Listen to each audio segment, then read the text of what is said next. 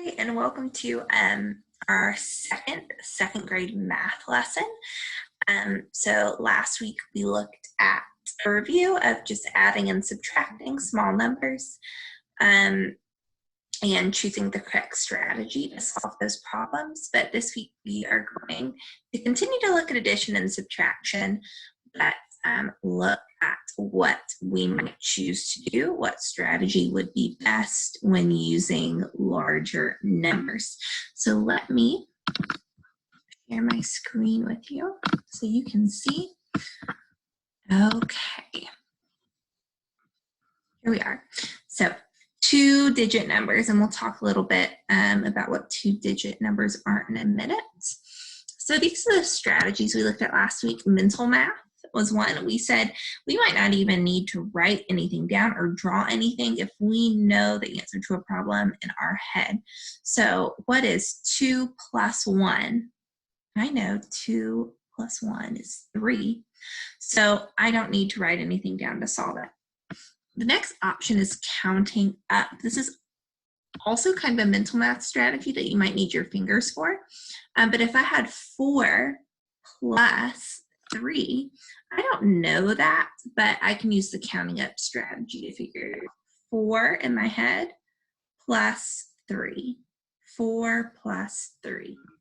4, 5, 6, 7. 4 plus 3 is 7. Some numbers are too big to do that, or we might just not want to use the counting up strategy. We might just want to draw a model, and that's what we did last week. But there are two different types of models. We can just use circles to draw 4 plus 3. I would draw 4 circles and 3 more. Or I might have numbers that are so big that it would take me a long time to draw the amount of circles as is the value of the number. But I could use a tens and ones chart, which most of you should be familiar with, to solve it. And we're going to look a lot at tens and ones charts today. So we have some big numbers here.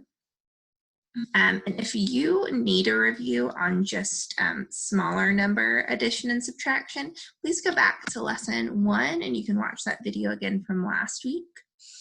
And remember, we really have to pay attention to our plus sign and our minus sign. Plus means put together.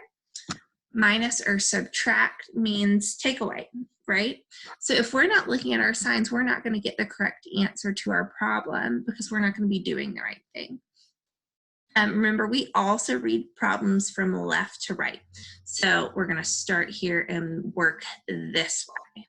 We start here and work this way. So our first problem has two two-digit numbers. So 30, this is 32. 32 is a two-digit number, which means it has 2 places in it. It has the ones place and the tens place. 16 has 2 digits in it, the ones place and the tens place, okay? And most of you guys, like I said, should be familiar with this, so this will be a really great review. So when we are in person, a lot of times we use tens rods and ones cubes to count out what we have.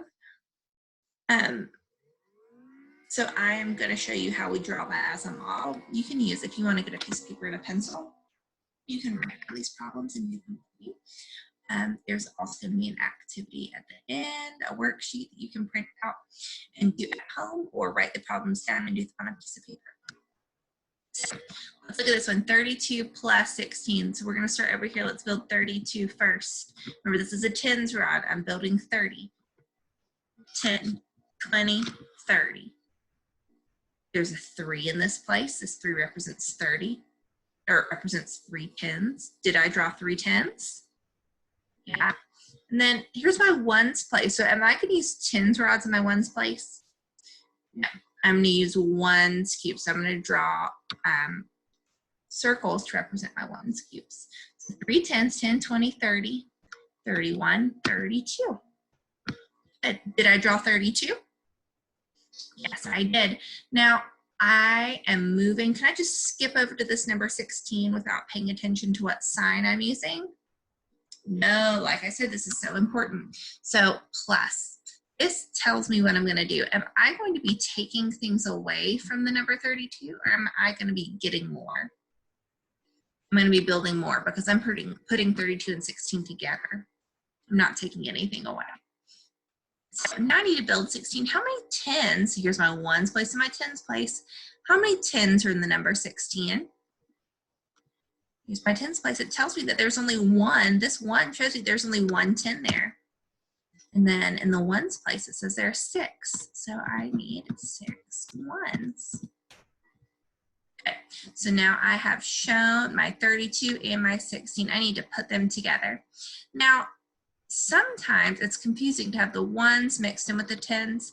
So this is where our TO, y'all like to say TO, our tens and ones chart comes into play. T for tens, O for ones. I'm going to put my tens over here. Remember, my tens rods over my tens, and my ones over here together. 32. My 1 and my 6. All right, so I moved all of those over here. Now, if I'm putting them together, I need to count them all up and see what I have left. How many tens do I have? Tens. T for tens. I have 4 tens. That's going to go in my tens place. How many ones do I have?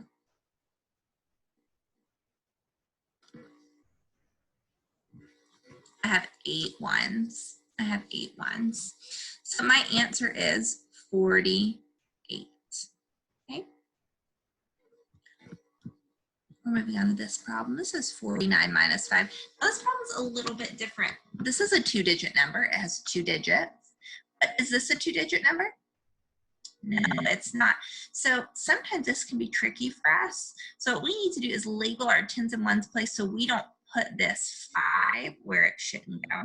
So when you only have a 1-digit number, it represents ones. It does not represent tens. We'll get to that in a second. Sorry, I didn't have that yet. So let's try my 49 first. 4 tens, right? 1, 2, 3, 4. And 9 ones. 1, 2, 3, 4, 5, 6, 7, 8, 9. Now, what does this say? It says minus. So I'm going to be taking away 5. But this is where I'm having a little trouble. Am I going to take away 5 tens or 5 ones? This, and when there's only a 1-digit number, remember 2-digit, 1-digit. When there's only a 1-digit number, it's always going to be the ones. I'm going to label it O for ones. See my O for ones. And this my tens and ones. That way I don't get confused. And I can do this with every problem. So I drew 49. Now I'm going to take away how many? 5. But 5 what? From which side? 5 ones. Remember, we said this is a 1. It doesn't say to take away 5 T. It doesn't say 5 tens. It says 5 1. Take them away. 1, 2, 3, 4, 5. Did I take away 5? Yeah. So see if you can count up my answer. See what you get.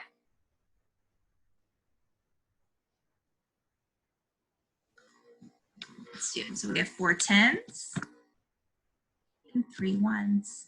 And that number says 44. I can also count them this way so that I understand that this is 44. These are tens, so I count by tens. 10, 20, 30, 40. I have 40 here, 40. Then I can start counting by ones because these are not the same as these. We know that these represent 10, these represent 1. 10, 20, 30, 40, 41, 42, 43, and then 44 down here. Okay. Now, let's look at 41 plus 7. We're running into the same problem here. We only have a 1-digit number. So go ahead, if you have a piece of paper and a pencil and you want to do it, tell me or write down by labeling, like we did over here, tens and ones. So we know which ones represent tens and which numbers represent ones.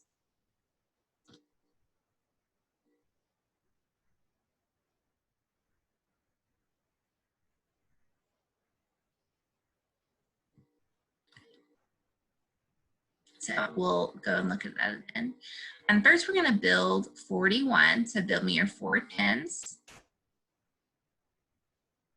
Good. And then what do we build next? Remember, we go left to right. 4 10s and 1 plus. Am I crossing out, or I'm putting more up here? Putting more. What I need is a 7, a 10, or 1. 1. 10s and 1s and 1s. So this needs to go where? In which column? The 1s column. Okay. So what number am I putting in the 1s column? 1, 2, 3, 4, 5, 6, 7. So did I put 41 and 7 both up here?